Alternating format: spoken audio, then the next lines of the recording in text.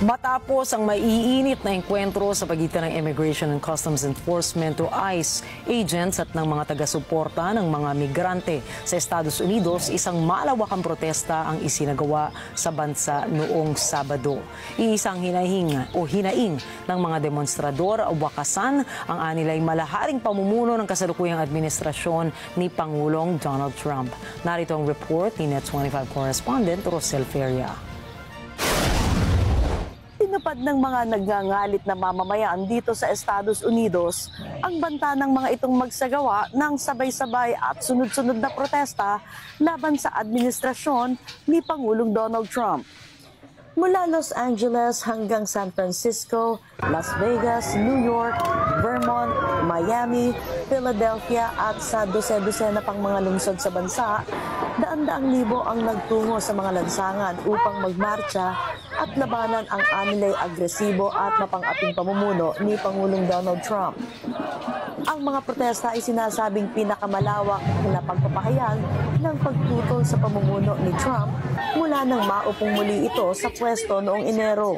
Well, I'm a proud American that am not very happy with things that are going on in our country.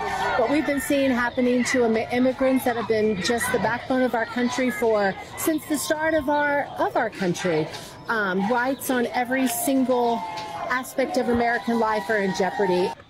The President of our United States is disrespecting so many people and creating so much trauma that shouldn't have to be.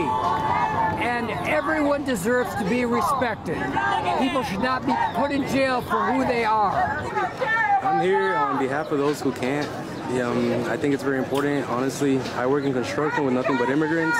Half those buildings that you see back there, immigrants have built, and unfortunately, they don't have the right to be here because the government is taking that away from them. So I think it's very important that those who can speak up and are a voice for them. Higit sa 2,000 mga demonstrasyon laban kay Trump ang sumabay sa US military parade na isinagawa dito sa Washington, D.C. Marami sa mga protesta ang gumamit sa temang No Kings o walang hari bilang pagbibigay diin na walang sino man ang mas makapangyarihan sa batas. Because there's going to be nothing left. Little by little, it's all going away.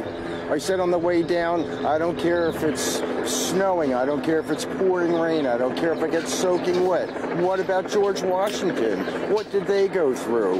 There's no justice, there's no law, there's no constitution, there's no anything. It's all eroding away to nothing, to some king's whims.